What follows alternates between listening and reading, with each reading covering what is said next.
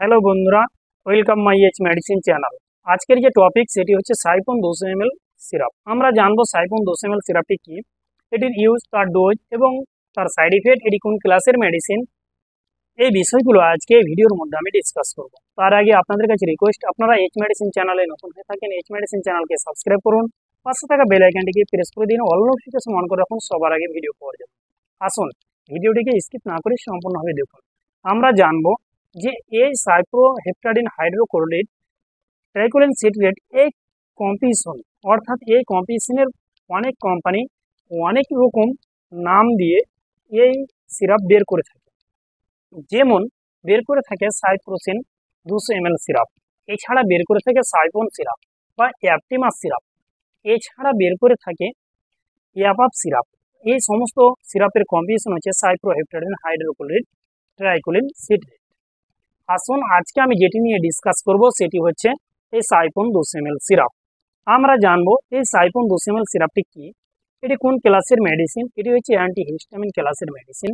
তারপরে আমরা জানবো যে এই সিরাপটি কোন কোম্পানি দ্বারা উৎপাদিত হয়ে থাকে, এটি উৎপাদিত হয়ে থাকে জুপিটার ফার্মাসিউটিক্যাল লিমিটেড দ্বারা। তারপরে আমরা জানবো এর বর্তমান মার্কেট প্রাইস কত, এর বর্তমান মার্কেট প্রাইস হচ্ছে 112 টাকা। আপনারা এদিকে যে কোনো স্টোরে এই সাইপ্রোসিন নামে পেয়ে যাবেন। তারপরে আমরা জানবো এর মধ্যে কি কি কন্টেন্ট, অর্থাৎ কি কি কম্পোজিশন রয়েছে। এর মধ্যে বেশ দুটি কম্পোজিশন রয়েছে, একটি হচ্ছে সাইপ্রোহেপ্টাডিন হাইড্রোক্লোরাইড যা হচ্ছে 2 mg, আর একটি হচ্ছে ট্রাইকোলিন সিট্রেট যা হচ্ছে 275 mg।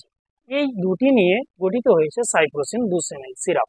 আসুন এবার আমরা জানবো যে এই সিরাপের বেনিফিট কি, কোন সমস্ত ডিজিজের ক্ষেত্রে নেওয়ার অ্যাডভাইস দিয়ে থাকে। এই সিরাপের বেনিফিট হচ্ছে ক্ষুধাবন্ধ, ওজন কমে যাওয়া, অনিদ্রা বা লিভারের ডিজিজ, এছাড়া দিয়ে থাকে নাক দিয়ে কিংবা চোখ দিয়ে জল বয়ে আসে, কিংবা অ্যানিমিয়া, উচ্চ রক্তচাপ, এই সমস্ত ডিজিজের ক্ষেত্রে ডাক্তারবাবুরা এই সিরাপকে প্রেসক্রাইব করে থাকে। এবার আমরা জানবো এর ডোজটি কি হতে পারে। এর ডোজ পেশেন্টের ওপর ভিত্তি করে তার ডোজ নির্ণয় করে থাকে, কারণ সকল পেশেন্টের এজ তো আর এক হতে পারে না, সুতরাং তাদের ডোজও কিন্তু এক হতে পারে না। যে সমস্ত লিভারের ডিজিজে আক্রান্ত তারা কি এই সিরাপ নিতে পারে, তারা এই সিরাপ নিতে পারে কিংবা তাদের জন্য নিরাপদ রয়েছে। এছাড়া হার্ট কিংবা কিডনির রোগী তারা যদি নিতে চায় অবশ্যই ডাক্তারের সাথে কনসাল্ট করে নেবে। এই মেডিসিনের বেশ কিছু পার্শ্ববর্তী ক্রিয়া দেখা দিতে পারে, যেমন মাথা ঘুরতে পারে বা শরীরটা উইকনেস লাগতে পারে, এছাড়া গ্যাস অ্যাসিডিটি হতে পারে, মাথা ব্যথা করতে পারে কিংবা মাথা ঝিমঝিম করতে পারে, এই সমস্ত সাইড ইফেক্টগুলো দেখা দিতে পারে।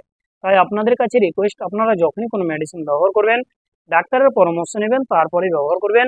ভালো থাকুন, সুস্থ থাকুন, আসি পরের ভিডিও আবার দেখা।